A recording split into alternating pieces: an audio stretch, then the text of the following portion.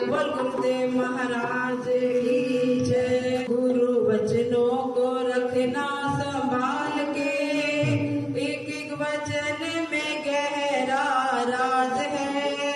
जिसने जानी है महिमा गुरु की, उसका डूबा कभी ना जहाज है।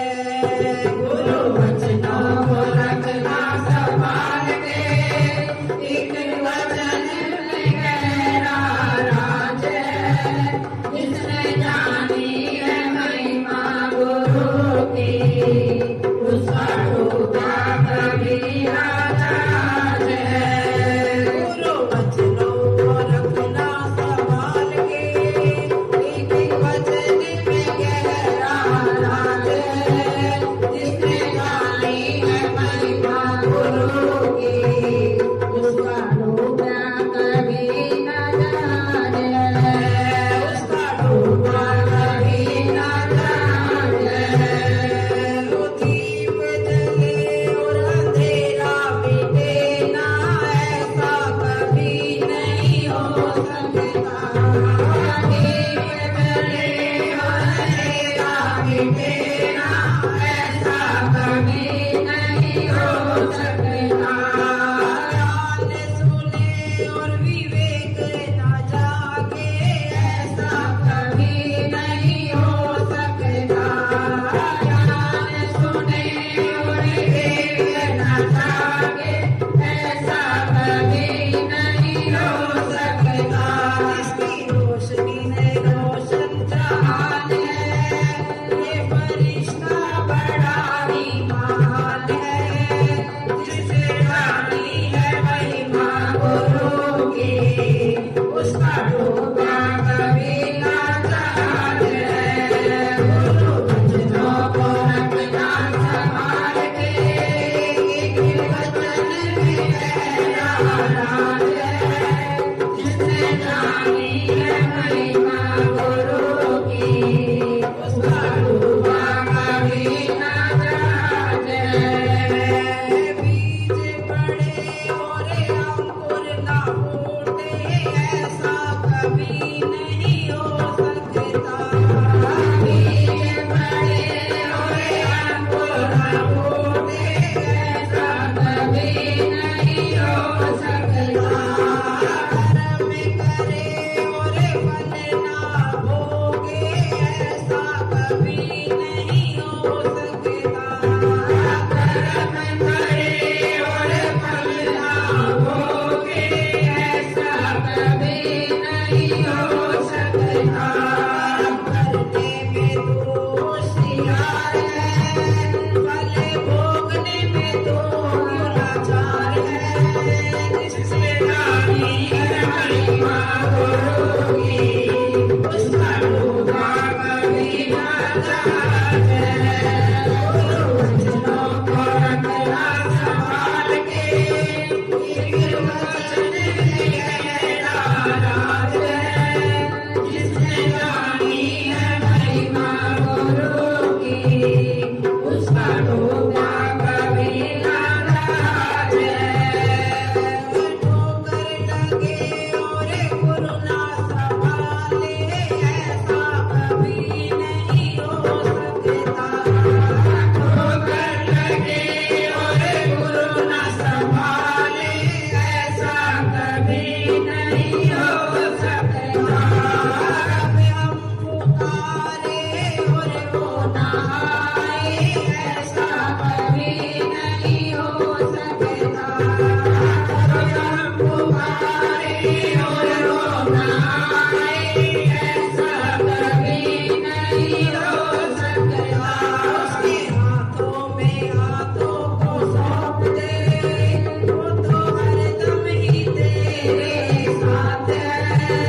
जिसने जानी है महिमा गुरु की, उसका डूबा कभी ना जहाज है। गुरु वचनों को रखना संभाल के, एक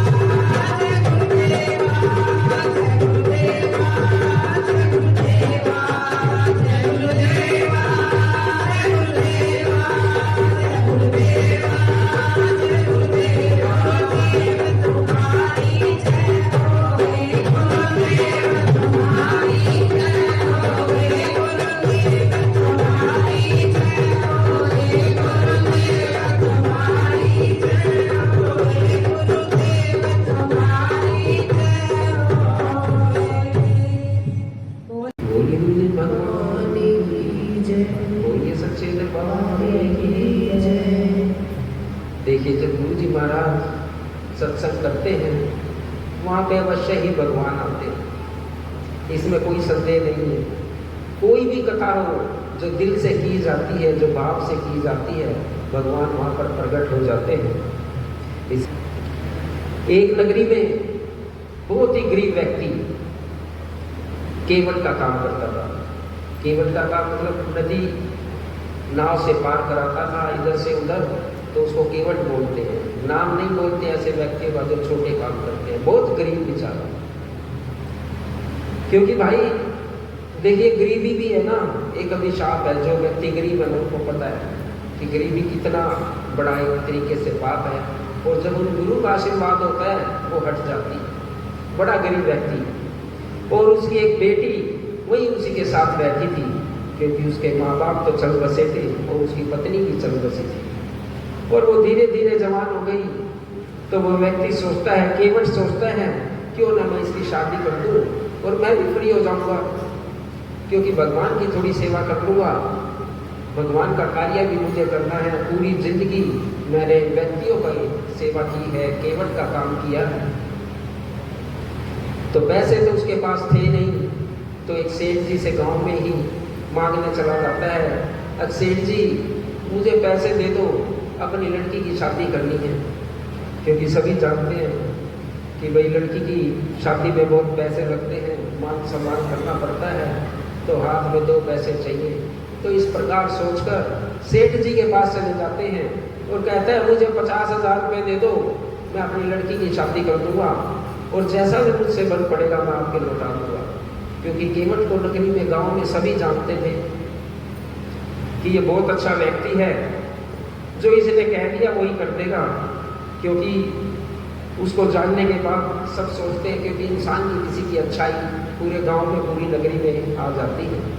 तो सेठ जी ने उसको 50,000 रुपये दे दिए और अपनी बेटी की शादी कर दी। अब वो बिल्कुल अकेला हो गया। अब उसको जो केवट का काम कर रहा था उसको जरूरत नहीं थी कि मैं केवट का काम करूं और 2 पैसे मैं कमाऊं। उसने सोचा क्यों ना मैं भगवान की पूजा पाठ कर लूं। अब मुझे किसी प्रकार की कोई लालसा भी नहीं है और किसी धन की आवश्यकता भी नहीं है। तो इतने सारे पैसे इकट्ठे करके जो सेठ जी से लिए थे, उसने सेठ जी को वापस दे दिया और बोला, हेलो सेठ जी, आपके 50,000 रुपये मैं आपको दे रहा हूँ और आप इसे ले लो, अब मैं केवट का भी काम नहीं करूँगा। ये बोलकर सेठ जी ने पैसे ले लिए उनसे और रसीद बनाकर दे दी। अब लो ये रसीद तुम्हारे काम आएगी, अब ये प्रूफ है तुम्हारा कि मैंने 50,000 रुपये ले लिए। केवट बड़ा बेचारा सीधा था, उसने कहा लाला जी जब मैंने पैसे तुम्हें दे दिए और पहले मैंने तुमसे लिए थे, अब इस रसीद का भी कोई काम नहीं है। रसीद भी उसी के पास छोड़कर और आ जाता है। और इसी प्रकार से माँ का मंदिर होता है। पुजारी से बात करता है, तो पंडित जी मुझे गुरु धारण करना है, आपको गुरु बनाना चाहता हूँ और इस माँ की सेवा कर लूँगा, आप मुझे कृपया मार्गदर्शन करिए। बोले बोले भगवान की। तो ये सोचकर चला जाता है उसके पास, और पंडित जी ने जो वहाँ पे साधु संत थे, महात्मा थे, मंदिर की सेवा करते थे, और उनको गुरु नाम दीक्षा दे दी और सुबह शाम बड़ा मन लगा, भक्ति करने लगे। लेकिन इधर सेठ जी के मन में बुरे ख्याल आ जाते हैं। अगर मैंने इसको प्रूफ दिया था 50,000 रुपये का और इसने यही छोड़ दिया मेरे पास, अगर मैं चाहूँ तो 50,000 रुपये इससे दोबारा ले सकता हूँ। देखिए कैसे पाप आ गया उसके मन में कि 50,000 रुपये दोबारा ले सकता हूँ इससे। तो उसने तो ऐसे ही किया, बोला भाई केवट जो तूने मेरे से 50,000 रुपये लिए थे वो मुझे वापस कर दो। केवट ने कहा नहीं भाई सेठ जी मैंने आपको दे दिए थे, अब मैं कहाँ से वापस दूँ? अब तो मैंने केवट का भी काम छोड़ दिया और मंदिर में ही रहता हूँ, इस माँ के मंदिर में रहता हूँ, यही सेवा करता हूँ। लेकिन सेठ जी के मन में लालच बढ़ता गया। उसने भी देख लिया बड़ा शरीफ आदमी है, कहीं ना कहीं से ला कर दे ही देगा और मेरे और भी पैसे बन जाएंगे। ये सोचकर उसने क्या किया, सेठ जी ने कोर्ट कचहरी कर दी और वहाँ पर अर्जी लगा दी। किस केवट ने मुझसे अपनी लड़की की शादी के लिए 50,000 रुपये दिए थे भाई, और इसने मुझे वापस नहीं दिए, और वहां पर अर्जी लगा दी कि इसके जो पैसे मैंने दिए थे वो मुझे दिलवा दो। बोलिए गुरुदेव भगवान की जय। तो वो पैसे दिलवा दो जो इसने लिए थे। तो केवट को बुलाया गया कोर्ट में, क्योंकि संबंध है, जब साहब बुलाएंगे तो जाना भी पड़ सकता है, और जाना भी चाहिए क्योंकि कानून व्यवस्था है। तो जज साहब ने उनसे पूछा, हाँ भाई केवट, आपने 50,000 रुपये लिए थे? हाँ साहब लिए थे। और आपने इसको दे दिए? हाँ दे दिए। किस काम के लिए लिए थे? अब लड़की की शादी के लिए। किस काम के लिए? लड़की की शादी के लिए। तो अच्छा ये बताओ, जब आपने इनको दिए तो आपके पास कौन था गवाह? था कोई? अच्छा मेरे पास तो कोई नहीं था, मैं तो माँ के साथ रहता हूँ, वही थी बस, वो तो कोई था नहीं मेरे साथ, मैं तो अकेला रहता हूँ, उन्हीं के पास रहता हूँ। जज साहब ने सोचा किसकी माँ होगी, उसकी माँ का नोटिस जारी कर दिया। क्या कर दिया? उसकी माँ का नोटिस जारी कर दिया और कह दिया भाई अगली बार की तारीख पड़ेगी, आप लेके आ जाना, अपनी माँ को दवाई दे देगी कि मेरे सामने 50,000 रुपये दिए। बोलिए गुरुदेव भगवान। तो जब अगली तारीख लगी तो केवट जी चले जाते हैं, और सेठ जी तो पहले से ही वहीं से मौजूद थे क्योंकि उनको तो 50,000 रुपये मिलने थे, और ये सभी सीन देखकर बड़े आनंदित हो रहे थे। केवट जी से पूछा, भाई दवा का आपका?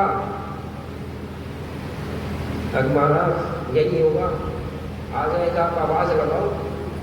उसने आवाज लगाई तो एक बूढ़ी माँ भीड़ से निकलकर एक लाठी लेकर वहां पे आ जाती है। जज साहब ने कहा कि आपकी माँ है? उस माँ से पूछा, ये आपका बेटा है? कहाँ? जो 50,000 रुपये दिए थे वो आपके सामने दिए थे? कहाँ? कब और कैसे? कैसा था साहब? इसने लड़की की शादी के लिए पैसे दिए थे और मेरे सामने लौटा दिए, और उसका प्रूफ है ना जज साहब, इस लाला जी के रजिस्टर में ही रखा है। जिस किताब में इसका लिखा हुआ है ना, पेज नंबर भी बताया, अलमारी नंबर भी बता दिया। ये सब सुनकर जज साहब भी थोड़े जल्ला जाते हैं कि भाई ऐसा गवाह तो मैंने पहली बार देखा है। जिसने भाई पेज नंबर भी बताया, रसीद भी बता दी, सब कुछ बता दिया। बोलिए गुरुदेव भगवान। तो जज साहब को अटपटा लगता है, और ये सुनकर जब उसने 2 सिपाही भेजकर उसको जो स्लिप वहाँ पे रखी थी, जो पर्ची रखी थी, वो मंगवाई, तो उसमें देखा कि इसके 50,000 रुपये आ चुके हैं, और सेठ जी को कड़े से कड़ा दंड दिया जाता है। सच्चे दरबार की जय। ताली बजाएं जोरदार में। ये देखकर जज साहब बड़े विचलित हो जाते हैं कि ऐसा गवाह जो 2-3 साल बाद भी, और इतनी बूढ़ी अम्मा जो इतना सब कुछ याद रखी है, ये कोई आम व्यक्ति नहीं है। तो उससे पूछता है केवट से, केवट भाई ये बताओ ये कौन है? कि ये माँ है जिसके पास मैं रहता हूँ। अच्छा तुम माँ की सेवा करते हो? हाँ मैं इन्हीं के पास रहता हूँ, इन्हीं की सेवा करता हूँ। ये सुनकर जज साहब की जिज्ञासा बढ़ जाती है बहुत ज़्यादा, क्योंकि ऐसा विवरण उसने भी बहुत कम देखा था। क्योंकि जो पढ़े लिखे व्यक्ति होते हैं, जो इस तरीके के काम करते हैं, उनको भी पता चल जाता है कि कौन झूठ बोल रहा है, कौन सच बोल रहा है। तो ये देखकर बड़ा प्रसन्न हो जाता है, और जब उसको कहते हैं एक बारी अपनी माँ से मिलवाओ, तो इतने में काम वो तो चली जाती है और अंतर ध्यान हो जाती है, क्योंकि वो तो शक्ति थी, जब अपने भगत के लिए आती है तो इसी प्रकार से उनकी सेवा करती है। जब विपदा आ जाती है तो छुटवा देती है। जब जज साहब ने देखा, अरे मैं तो मूर्ख था, सारी केवट से प्रसंग सुना, कैसे ऐसे वो माँ है, वो बेचारा रोने लगे। आज माँ के दर्शन हो गए और मैं यहाँ बैठा रहा, और मैं उनके लिए कुछ भी नहीं कर पाया। ना आदर मान स्वभाव, ना प्रेम से कुछ भी उनके लिए नहीं कर पाया, और उसी दिन से छोड़ देते हैं अपनी नौकरी और चले जाते हैं अपने माँ के धाम पर। कहाँ पर? माँ के धाम पर।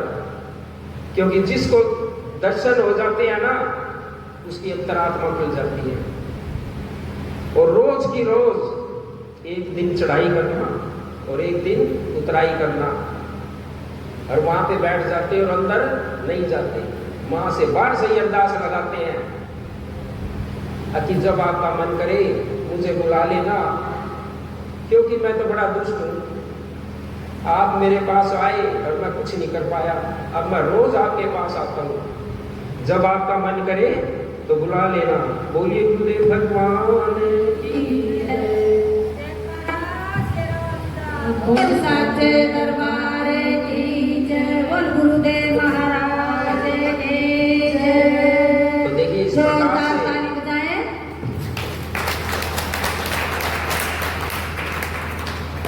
तो एक बाबा जी बोलते हैं, भगवान आप रोज आते हैं और दर्शन नहीं करते हैं। उनके भाई ये भी एक दिन मेरे पास आए थे और मैं कुछ नहीं कर पाया, आज मैं रोज आता हूँ, जब इनकी इच्छा होगी तो मुझे फिर दर्शन देंगे। बोलिए गुरुदेव भगवान की जय, बोलिए सच्चे दरबार की जय। तो एक बारी बड़ा कंजूस व्यक्ति, दो कंजूस व्यक्ति, छोटी सी कथा सुनाता हूँ, बड़ा आनंद आएगा, क्योंकि इन कथाओं से ही भगवान को पाया, गुरु को पाया जाता है, अपने जीवन को बदला जाता है। तो वो भी बड़ा गरीब था और कंजूस भी था। ऐसे ही मंदिर में अरदास लगा दी माँ के सामने, गुरु जी के सामने, गुरु जी मुझे बड़ी जरूरत है, कुछ पैसे दे दो, और जो भी आएंगे ना 5% 10% आपको चढ़ा दूंगा। बोल गया कल, अगर आपको चढ़ाऊंगा जब आएंगे, ये नहीं है कि पहले ले लो, पहले कुछ नहीं चढ़ाया, कंजूस तो था ही। अगर आपको चढ़ा दूंगा, और थोड़े दिन बाद कुछ ऐसा होता है 2, 4, 5 हज़ार रुपये, जैसे भी उसकी सामर्थ्य अनुसार उसने बोला था, 5 हज़ार रुपये उसको मिल जाते हैं। और मिलने के बाद मंदिर में आ जाता है और ये सोचता है, अगर मैंने तो माँ को बोला था, पता नहीं इसने सुना कि नहीं सुना, या मेरी मर्जी से मेरी किस्मत में ये 5 हज़ार रुपये दे, क्या पता ऐसे आ गए। बड़ा विचार करता रहा, कंजूस था ना, आपसे तो पैसे छूटेंगे नहीं, ये विचार करता रहा। जब देखा, बहुत सारा विचार किया, माँ से भी लगाया, पता नहीं माँ को पता है कि नहीं वैसे दिए, या माँ ने मेरी बात सुनी थी कि नहीं सुनी थी, ये सब विचार लगाकर उसने हल निकाल लिया, नहीं भाई मुझे माँ को जो बोला था वो देना चाहिए। बोलिए गुरुदेव भगवान की जय। तो उसने कुछ % हिस्सा निकालकर सिक्के रूप में दिमाग लगाया, एक लाइन बना दी यहाँ दरबार में, जैसे ये ग्रिल लगी हुई है, और पैसे डाल दिए, और जितने इस ग्रिल से इधर आएंगे इस माँ के हो जाएंगे, और जितने वापस आ गए वे किसके हो जाएंगे? मेरे हो जाएंगे। बोलिए सच्चे दरबार की। अब मेरे हो जाएंगे। 2-4 सिक्के गए, बड़ा दिमाग लगाकर सिक्के फेंके, ताकि ज़्यादा से ज़्यादा सिक्के या रुपया धन मेरे पास आ जाए और सारे को मैं उठा लूँ। इसी प्रकार से दूसरा कंजूस व्यक्ति भी उसके पीछे खड़ा देख रहा था, उसके दिमाग में बड़ा सुंदर वर्णन आ जाता है और भगवान की बड़ी महिमा गाता है। भगवान, माता रानी, आप तो सर्वसर्व हो, संसार का लालन पोषण करती हो, ये व्यक्ति मूर्ख है, मैं ये रेखा या लाइन लगाना नहीं जानता हूँ। मैंने तो इतना सुना है कि आप ऊपर लोक में रहते हो। कहाँ रहते हो? ऊपर लोक में। जो ऊपर लोक है ना, वो किनका है? भगवान का ही है ना। मैंने तो इतना सुना है, और जितना भी उसको फायदा हुआ था, जितना चढ़ाने आया था, अगर मैं सारे के सारे सिक्के या रुपया धन ऊपर फेंकता हूँ, जितनी आवश्यकता हो ले लेना, जो नीचे पड़ेंगे वो ले। बोलिए भगवान।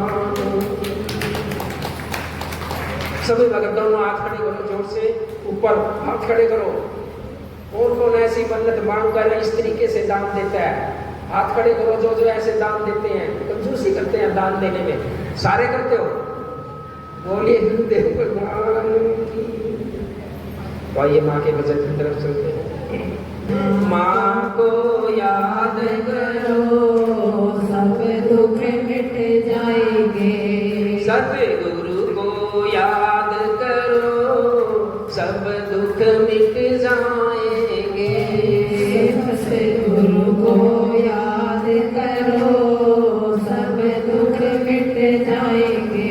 गुरु नाम को जपा करो गम पास न आएंगे। गुरु नाम को जपा करो दुख पास न आएंगे। सतगुरु को याद करो सब दुख मिट जाएंगे। सतगुरु को याद करो सब दुख मिट जाएंगे। कहते हैं तीनों लोक में सिर्फ एक नाम ही स्मरणीय होता है। जो भगवान का नाम, गुरु का नाम स्मरण लेते हैं, उसको इस संसार में किसी भी चीज की, किसी भी वस्तु की आवश्यकता नहीं रहती है। उसका हृदय भर जाता है अंदर से, और सब प्रकार के इस भौतिक सुख के और जितने भी भगवान के द्वारा बनाए गए सुख है वो सब ले लेते हैं। सतगुरु को याद करो सब दुख मिट जाएंगे। सतगुरु को याद करो सब दुख मिट जाएंगे। माँ का नाम जपने से, माँ का नाम जपने से मन शीतल होता है। मन शीतल होता है। गुरु नाम को जपने से मन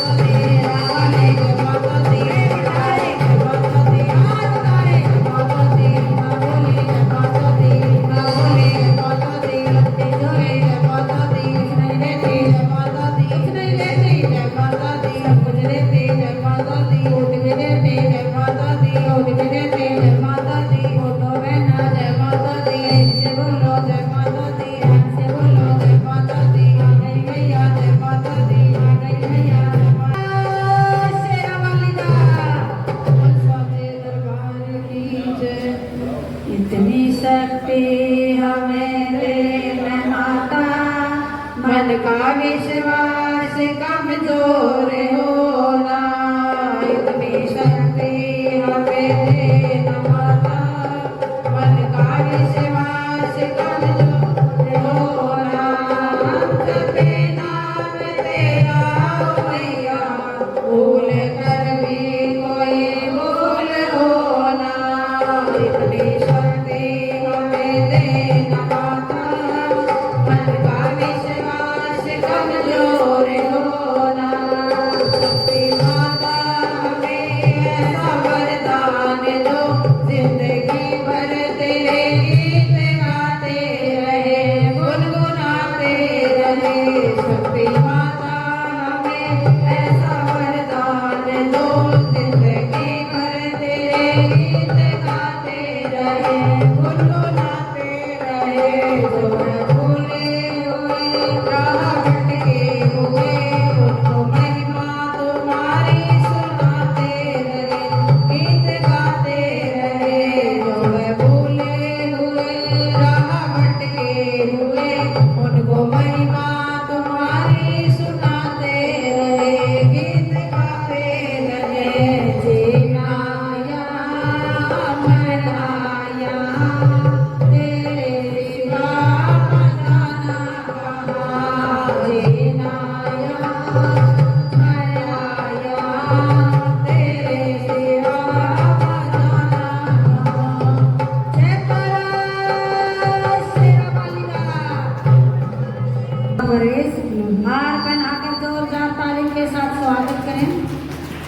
ओ टीका लगाना मेरे बस में नहीं है, टीका लगाना मेरे बस में नहीं है, विद्या लगा कर सजाना पड़ेगा, तुमको बुलाए मैया आना पड़ेगा, गरीबों को गले से लगाना पड़ेगा, तुमको बुलाए मैया आना पड़ेगा, तुमको बुलाए मैया आना पड़ेगा, तुमको बुलाए मैया आना पड़ेगा, गरीबों को गले से लगाना पड़ेगा, तुमको बुलाए मैया आना पड़ेगा, गरीबों को गले से लगाना पड़ेगा, तुमको बुलाए मैया आना पड़ेगा।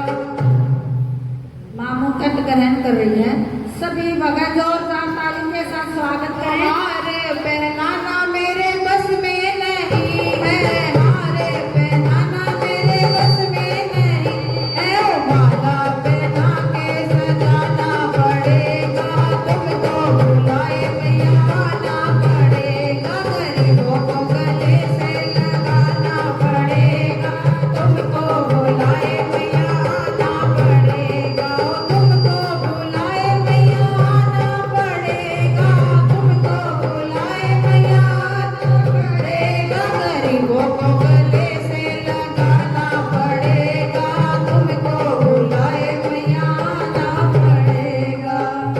वाचन ग्रहण कर रही है, सभी भगत जोरदार ताली के साथ स्वागत करें। ओ तुम्हें कहती हो मैया, मुझे कंगन प्यारे हैं, तुम्हें कहती हो मैया, मुझे कंगन प्यारे हैं, एक बार चली आओ, मेहंदी हम सजा देंगे, एक बार चली आओ, मेहंदी हम सजा देंगे।